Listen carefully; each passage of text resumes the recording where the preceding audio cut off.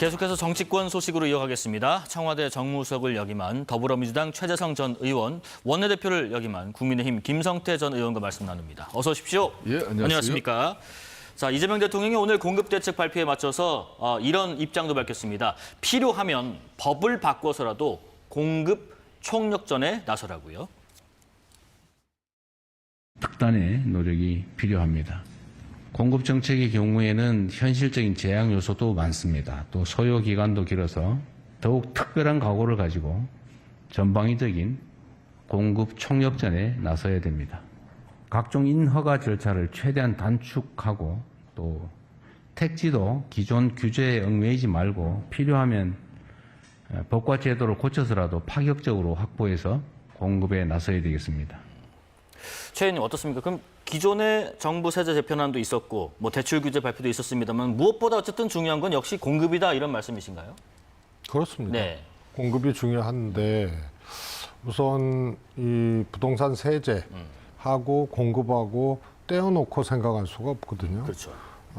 공급이 안 된 거는 역사적으로 이렇게 좀 보면 전 정권에서 공급책이 안 되면 반드시 뒤에 공급 물량이 적으니까 부동산 시장이 또 흔들렸거든요. 네네. 가격이 오르고. 그런데 공급이라는 게 바로 물건 사서 뭐 이렇게 누구 주고 이런 게 아니잖아요. 그렇죠. 그러니까 꽤 시간이 걸리는 일인데. 쭉 이어져 와야 되는 사업이잖아요. 그렇습니다. 예. 그래서 문재인 정부 때 이제 공급 대책들을 내놓고 그게 일부 이제 추진이 되다가 또 윤석열 정권 때는 공급책들이 또 마련이 안 돼 있어요. 그러니까 이게 영향이 오는 거거든요. 과거에도 그랬어요.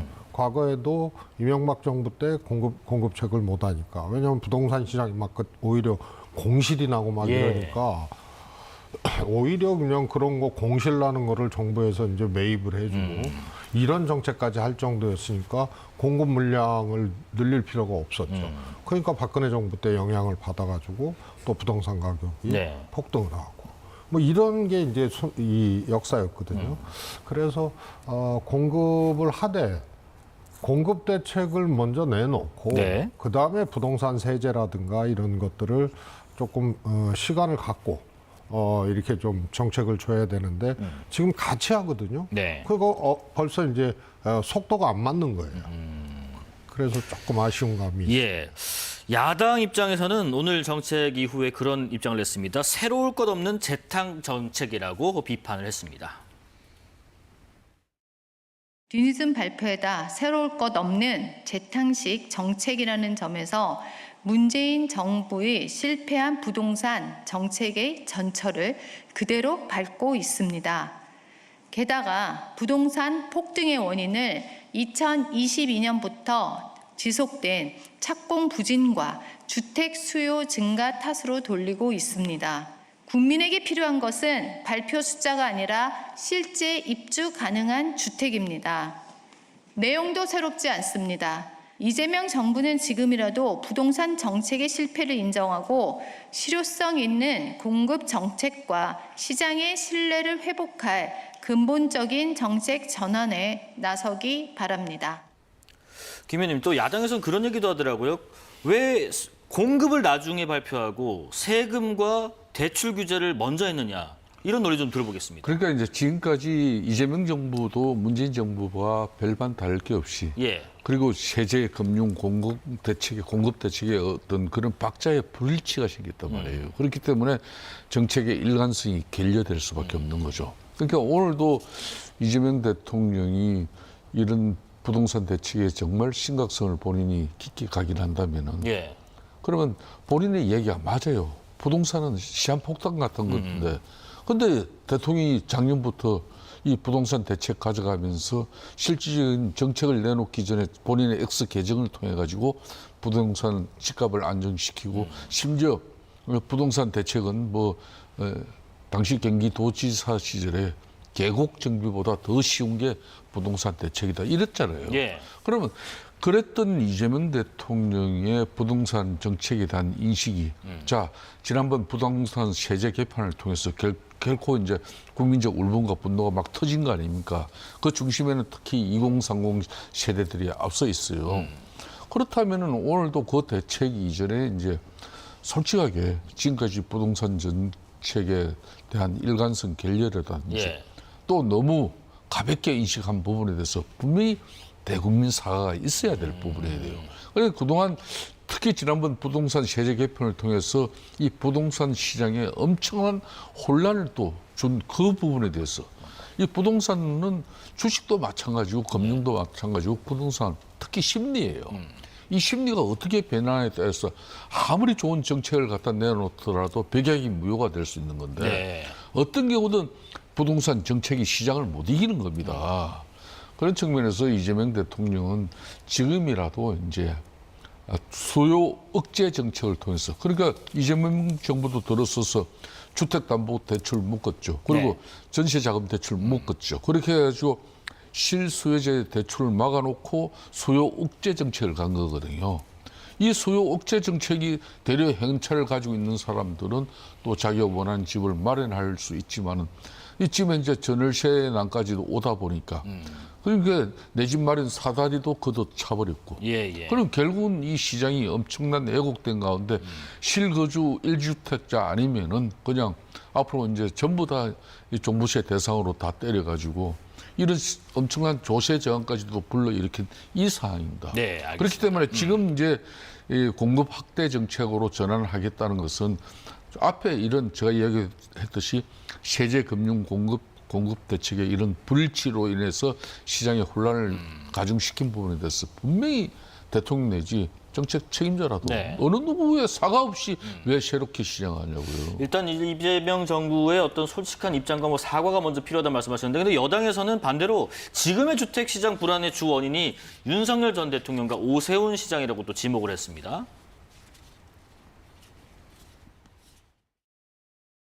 윤석열 정부 시기에 크게 줄어든 인허가와 착공 물량이 지금의 공급 부족과 앞으로의 입주 물량 감소로 이어지고 있는 것입니다. 여당이었던 지난 3년 동안 공급 기반을 약화시켜 놓고 야당이 되자 공급을 촉진하려는 정부 정책마다 도움은커녕 회방을 놓고 있으니 참으로 답답한 노릇입니다. 오세훈 시장도 마찬가지입니다. 2022년부터 24년까지 서울의 주택 인허가, 착공, 준공 실적은 턱없이 부족했습니다. 주거 안정은 소모적 정쟁의 대상이 아니라 정부와 국회, 지방정부까지 모두 머리를 맞대어 정교하게 설계하고 실행해야 할 민생 과제입니다. 예, 최 의원님. 그러니까 주거 안정 문제만큼은 이걸 뭐 정쟁을 할 게 아니라고 했지만은 그래도 부동산 문제 책임의 소재는 분명히 따져봐야 된다는 말씀인가요? 이제 공급이라는 측면에서 봤을 때는 윤석열 정부의 사실 공급 정책이 사실상 전무했던 이런 것에서 원인을 찾을 수가 있는데요. 예. 그게 이제 주택시장 안정화의 모든 문제는 아니거든요. 그래서 한병도 의원의 원내대표의 얘기는 공급이라는 측면에서는 전 정권에 대한 문제를 짚은 것은 이해가 갑니다. 예. 그러나 그게 주택시장 안정이 공급책만으로 되는 것이 아니거든요. 그런 점을 좀 염두에서 이건 복합적인 문제다. 이렇게 보는 안목이 필요할 것 같고요. 네. 우리가 지금 주택 보급률이요 100%가 넘어요. 103%인데 근데 왜 맨날 내 집이 없다. 집이 없다 그러고 거의 보면은 40% 초반대에서 자가 보유자하고 보유하지 못한 사람하고 비슷비슷해요.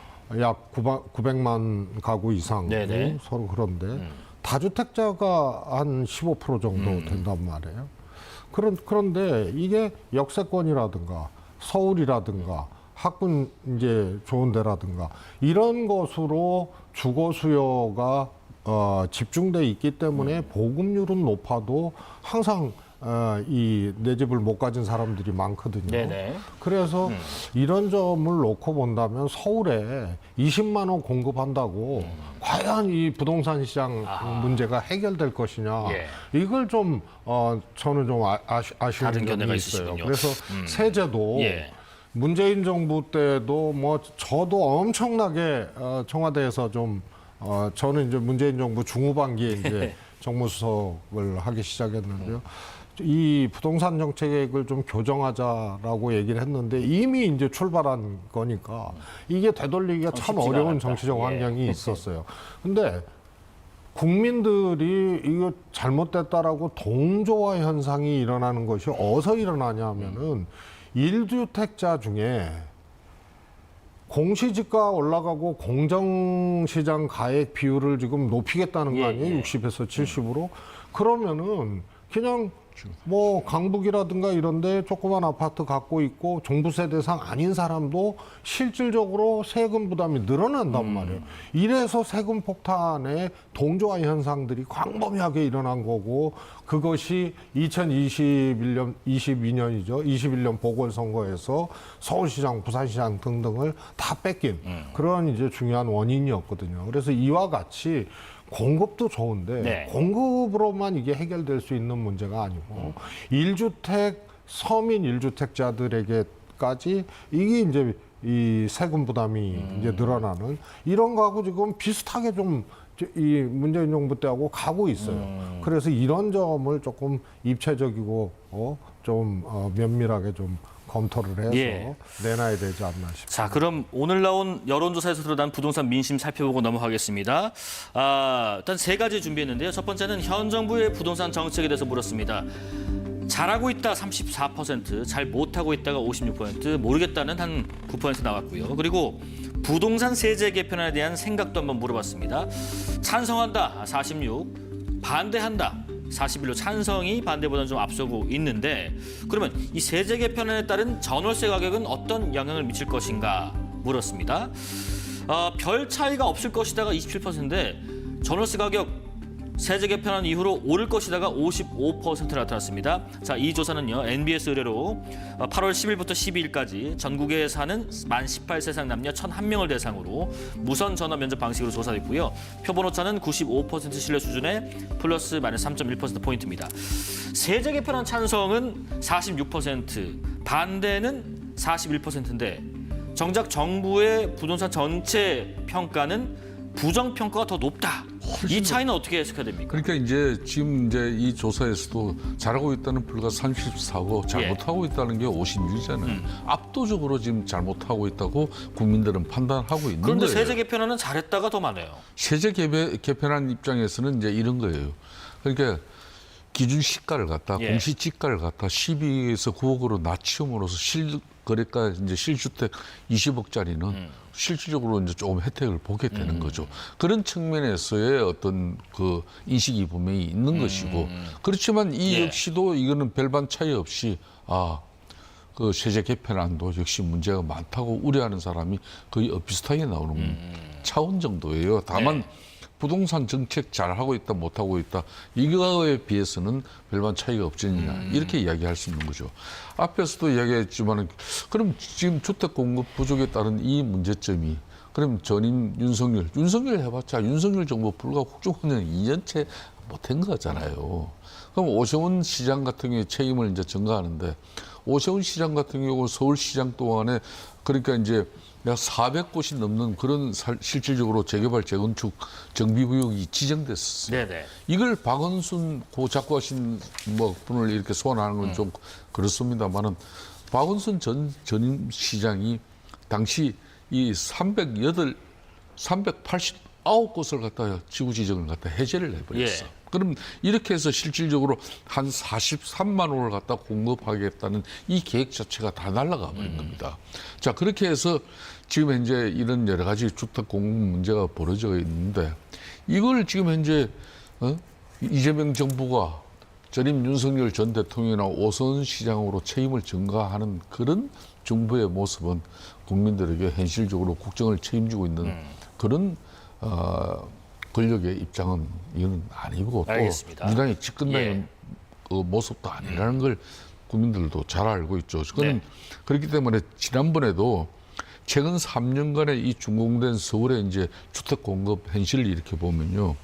실질적으로 정비 사업장 그렇게 한 59건 중에서 재개발, 재건축을 통해 가지고 이게 한 13,000호가 공급이 됐거든요. 네네. 이게 이제 44.2%예요. 그러니까 이재명 대통령은 이런 재개발, 재건축에 대한 주택 공급은 별 실효성이 없다는데 그게 아니라는 거예요.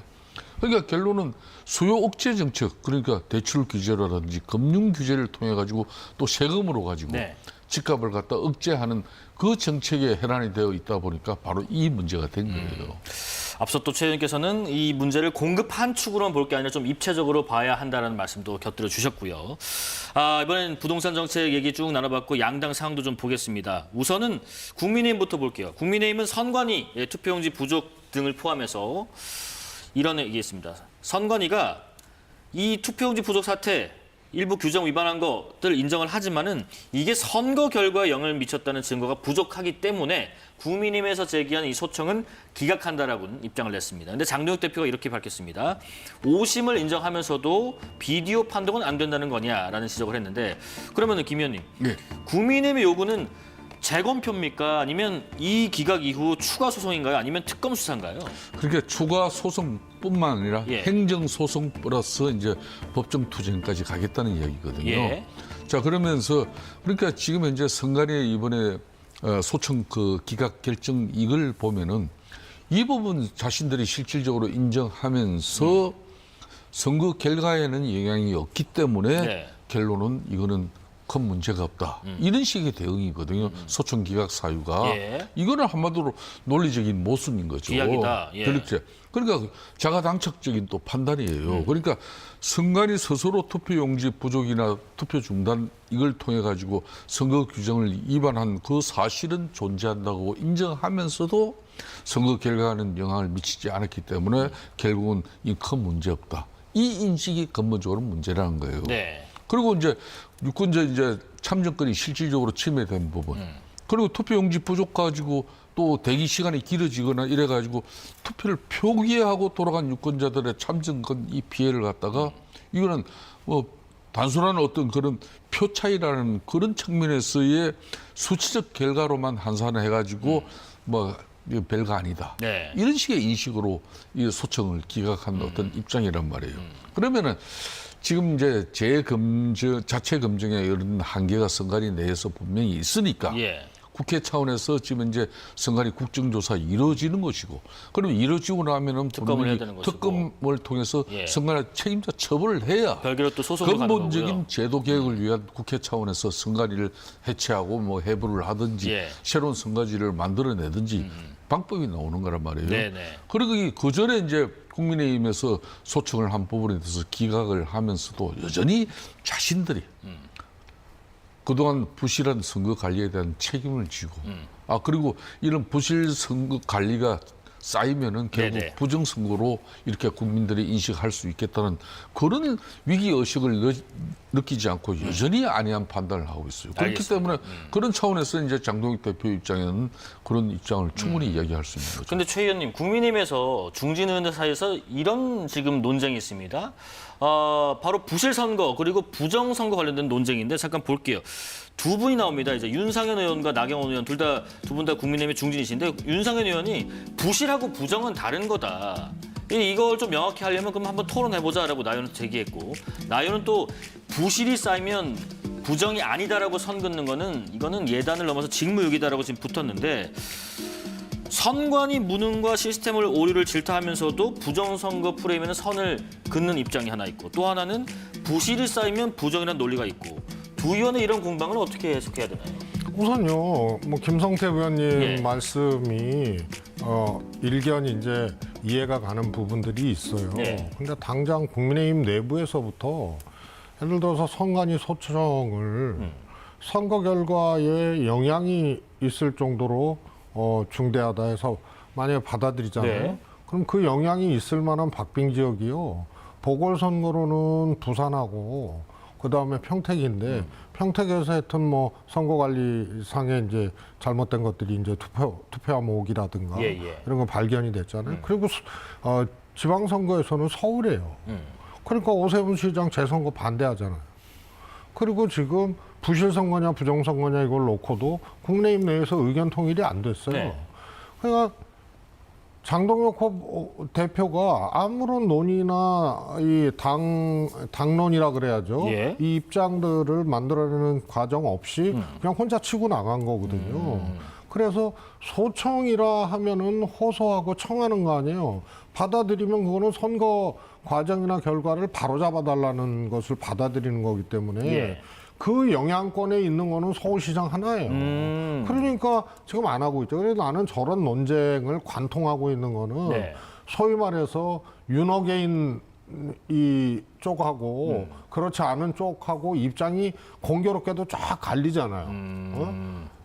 소위 말해서 이제 윤호개인이라고 이 통칭되어지는 이런 이제 지지자들, 네네. 이런 사람들을 기반으로 정치하고 있는 사람들은 부정선거 얘기를 하는 거고, 장동혁 대표 대표적인 거고요. 네네. 나경원 의원도 저는 그런 차원이라고 봐요. 그런 차원에서. 그 다음에 윤상현 의원은 그렇지는 않거든요. 그러니까 부실선거하고 이건 구분해야 된다라고 얘기를 하는 거예요. 그래서 저기서도 정치적 입장, 정치적 환경에 따라서 입장들이 저렇게 부실이냐 갈리는 부정이냐 거예요. 갈리고 있다. 그래서 국민의힘 내부부터 이게 정리가 안 되는 문제를 가지고 네.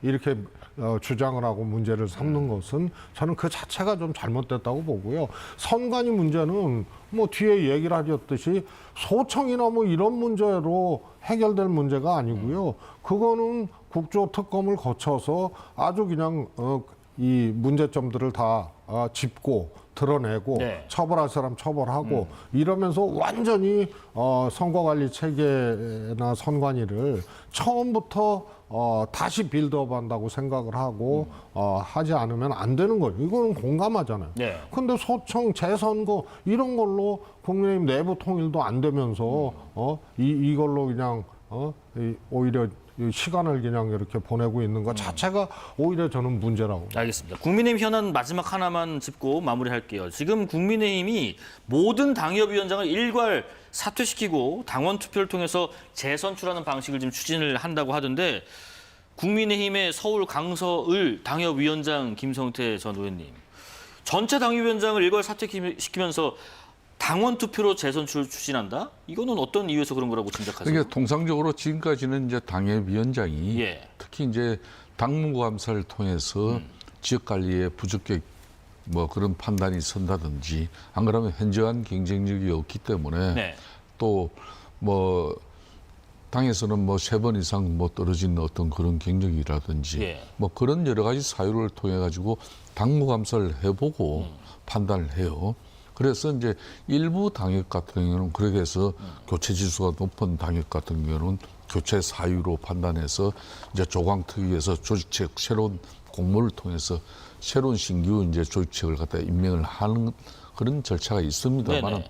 보통 통상적으로는 현역 의원이나 원외 뭐 당협위원장 같은 경우도 큰 뭐 문제가 없으면은 사실상 그 연임하는 어떤 그렇죠. 형태로 예. 이렇게 그러니까 별 지금까지는 그게 뭐 2년에 한 번씩 이렇게 다시 인준을 받나 안 받나 그 개념 자체도 별로 안 가지고 있었어요. 하여튼 그렇지만 이제 원칙적인 입장을 당에서는 이제 얘기를 할 수 있는 건데 네. 그런 측면에서 이제 뭐 이게 진짜 2028년 총선을 앞두고 전국에 253개 지역구를 갖다 전체적으로 경쟁력 측면이라든지 관리 운영 측면에서 여러 가지를 객관적인 기준을 가지고 판단을 하는 어떤 그런 계기를 삼는다면은 이거는 민주적인 뭐 정당 절차에 따라 가지고 이루어질 문제지 당의 지도부의 일방적인 어떤 방침으로서 당의 혼란을 야기시키는 그런 일은 저는 뭐 하지 않을 것이라고 보고 있습니다. 예. 그런데 민주당 얘기는 안 간단하게. 하나요? 네. 근데 지금 정기적인 조직 정비 시기이면은 뭐 하여튼 문제가 될 건 없어요. 시기적으로 네네. 정기적인 거면. 그런데 이제 방식이 저렇다는 거는 저기도 조금 정치적 계산이 있지 않겠나 싶어요. 제가 누누이 말씀을 드렸지만 국민의힘이 자꾸 너무 오른쪽으로 가고 막 이러는 게 장동혁 대표 자체가 대표 출마할 줄도 몰라 예상한 사람이 없을 정도였는데 출마해서 전 대통령 후보 김문수 후보를 이기잖아요. 네네. 그게 국민의힘의 유권자, 당내 선거 유권자 구조가 그만큼 강성화되고 극우화됐다는 거거든요. 아마 저거 당협위원장 일괄 사퇴 후에 당원 투표나 이런 걸로 위원장을 결정하게 되면 상당히 장동혁 대표하고 걔를 같이 하는 사람들로 바뀔 가능성이 큽니다. 알겠습니다. 민주당도 이번에 전대 끝나면은 일정 시기에 정기 조직 정비를 해야 되거든요. 그걸 어떻게 잘하느냐가 이제 과제인데. 네네. 하여튼 관전 포인트 지지난주에 한번 말씀을 드렸는데요. 여기까지 예. 들어보겠습니다. 자, 오늘 세 분 같이 인사드릴게요. 8월 13일 목요일 사석건건 여기까지고요. 정치권 소식 말씀 나눠봤습니다. 내일 찾아뵙겠습니다. 고맙습니다.